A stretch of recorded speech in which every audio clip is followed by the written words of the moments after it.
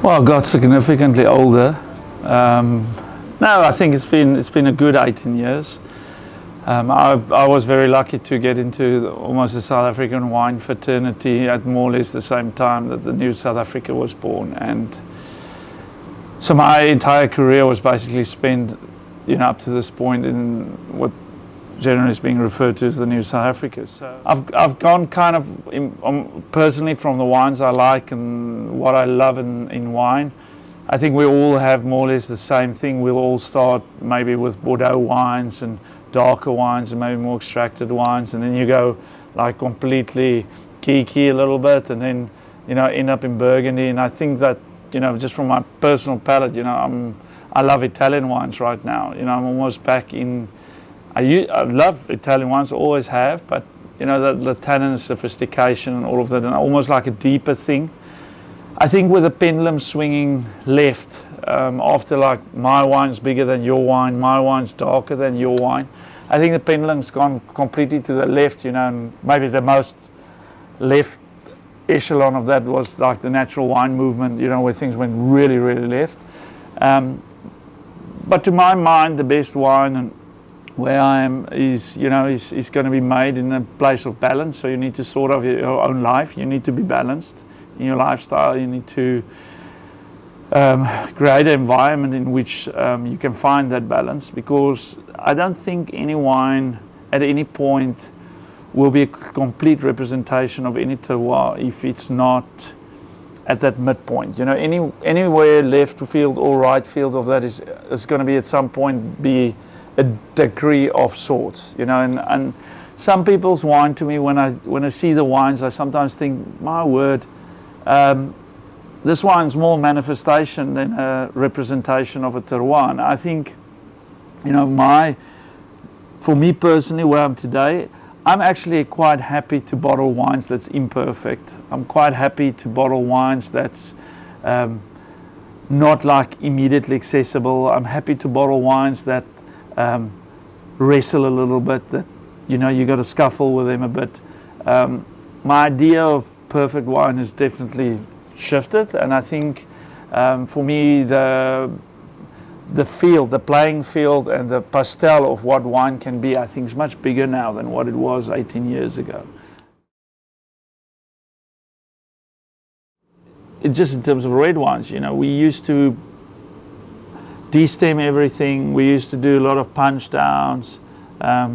We did much more time in smaller oak casks, all of that, as be the case at that time, and the wines were maybe in those initial wines slightly over extracted,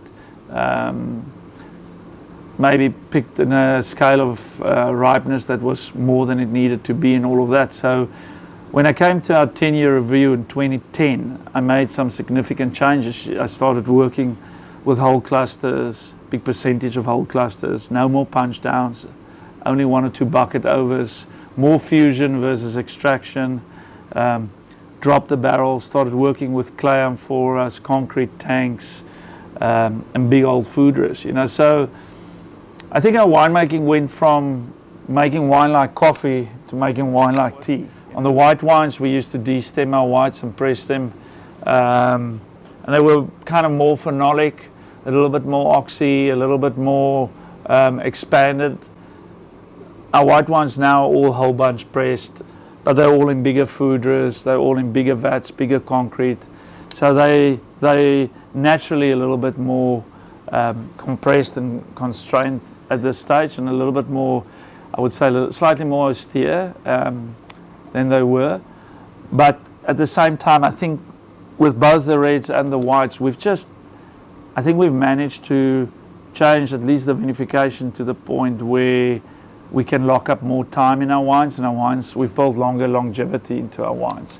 When we did the 20-year review last year on Columella, the production over 20 years, when we tasted the 2 eras, the more extraction first 10 years riper versions, there was something that was in our old wines, in the textural layers of the tannins. There was almost like a second and a third or fourth dimension of tannins, of layering, that existed much more profound in those very old wines. So that's on that it was that point where we realized that we're going to now, okay, we've gone now from a heavy extraction to much lighter extraction, and we needed to get a little bit back to where we were. And it was basically a dual decision, because when you ferment whole cluster, in the stems is a lot of potassium, so you're going to release that potassium, which has got the buffering effect on your pH.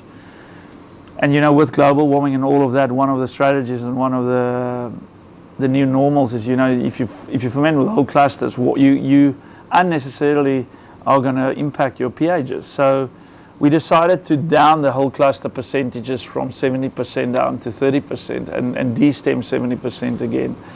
And now I think, we'll now have to see what happens over a 10-year phase, because we only make changes once every 10 years. Because I think if you're going to change the way you work, you need to pressure test that over a phase of 10 years, because you need to see how does it respond to cool vintages, wet vintages, dry, hydric stress, heat waves, all of the variables over 10 years. So I'll be able to tell you in 10 years what's going to go down. But I have a feeling that, the moves in the winery is being limited right now. You can move here a little bit and there. I think for us the big changes is what we've done in our vineyards over the last 10 years. I mean, we're not at all the same people we were in viticulture than where we were 10 years ago, and that's why I also in 2020, I gave Paul, who was my assistant, full reign of the cellar, and he's making the wines now. I'm more in the vineyards, and that's where I actually only want to be. So we've planted amazing new varietals in great new sites. We planted the right way, doing everything right, and we're starting to see the first of that work coming through in liquid form in wines in the cellar, and it's extraordinary, and even grapes that's maybe insignificant in other regions of the world. We've planted 28 new varieties, so we're busy trialing them, huge R&Ds going on, because the global warming topic is enormous, and I think you need a very proactive response, and that's why we've planted 28 new varieties, and we're trialing them in granite soils, in limestone soils, and in Table Mountain sandstone formations. So I'm quite excited about what's going to come forward, because some of these varieties we've planted, they're full ripe for 12 alcohol. They've still got 8 grams of acid, and they're going to bring the answers in the future in terms of keeping our wines fresh, restrained, and very linear. So the major changes in the South African wine industry over the past 18 years, I think, is just a renewed focus. I think after 1994, everybody tried to be everything to everyone, and you can't be that. You need to specialize, you need to be specific, you need to be site specific. A lot of beautiful, great new vineyards were planted in the last 25 years. Better vineyards were planted in better sites, with better know-how, with better practices. And honestly, you need time in a young vineyard to get it just to settle into the site and all of that. So, you have Stellenbosch doing their thing, and you have Constantia focusing on their Semillons and Sauvillos and all of that. And you have Robertson busy with the Cup Classiques, and you have the Walker Bay busy with the Pinot Noirs and Chardonnays, and the Swartland with the Mediterranean blends. And so the regionality is busy unfolding. Now it's about the vineyards, immense works going into the viticulture, and everybody's now, a lot of the new great sites and whatever has all been vinified separately. And I think people now we know now where all the great wines will come from. So that terroir typicity, I think, has been well described and documented now, and those sites are being highly contested, so you can be the best in the cellar that you want to be, but if you can't get your hands on the fruit, I think you roast. So a lot of things are going on in terms of viticulture and financial commitments in the various fields, be it in the Walker Bay, be it in Stellenbosch, being it in Swartland, being it in Constantia. I think the good sites are well identified now. So there's always a great new little site to be found, but I think the vast majority has now been pinned. Yeah, I'm excited. I'm excited about the intention of South African winemakers. The guys are, all of us are much more focused on our specifics and what the strengths are of our areas. Because you can't make on the same property Sauvignon Blanc, Chardonnay, Cabernet, Merlot, Shiraz, Pinot Noir. It's just, it was never going to work, because through the virtue of that, you basically suggest you've got the best of France on one farm, and nobody owns that farm. So, yeah, that is for me the biggest challenge. So South Africans are naturally very apologetic. You know, we kind of say sorry to go to the toilet. You know, that's kind of how we grow up. We're not as confident as the Americans. I think we've a little bit more reserved in the way that we work, but it took us very many years to grow in confidence. But I think also we've shed our obsession with France, and we're happy now to make our own wines, not trying to make a copy of something that's already existing. We're happy to make wines that's got nothing to do with France. And we're happy to bottle wines with not a word of English on them, you know. So it's kind of embracing who we are, but in a very modest way. You know, you don't need to go around being a punk about it. Produce the wine, be modest about it, have everybody entitled to their own opinion, and make sure that you have a good time on the road, and share what you can share. And some people will like it and some not, and heaven forbids that we all like the same wines. Then, you know, we'll all get stuck with one wine. I love the fact that the world of wine is so diverse, and I think we must celebrate our differences. It's not about trying to make a molded one world thing. Wine forever is meant to be this very diverse discipline, and I think that's what's happening in South Africa. Very special wine, very dear to me. This vineyard is like my special needs child. It's been giving me hard days over a very long time, very needy vineyard. It is the oldest vineyard in South Africa. That there's an older Muscat vineyard that goes into a sweet wine, but this is the oldest vineyard that produces a dry white field blend, and was planted. A part was planted in 1897 and then 1900, and the last bit in 1928. But it's completely co-planted with Semillon Blanc, Semillon Gris, Palomino and Chenin. And the vineyard's planted on the north edge of the Piketberg Mountain, which is a sandstone formation. And it's planted at the bottom of the valley floor.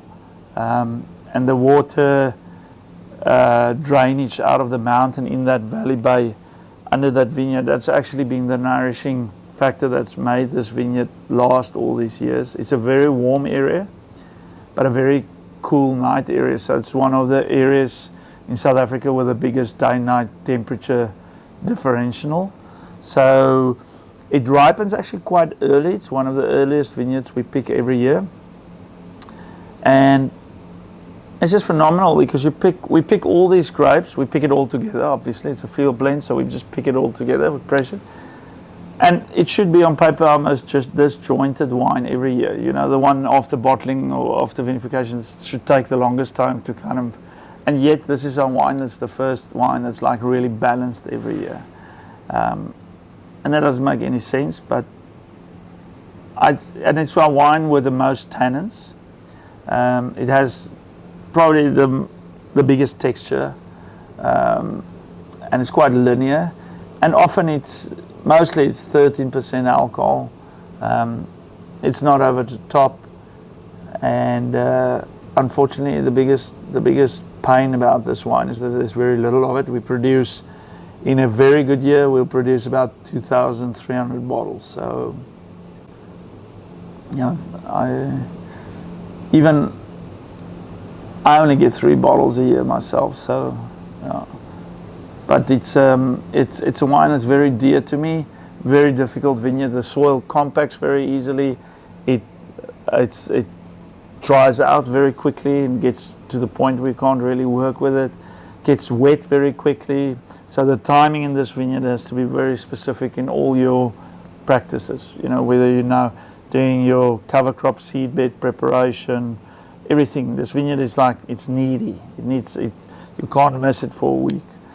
But it's about an hour and a half away from our winery, and the first one I produced was in 2009. So we only produce that one foeder every year, and that's it.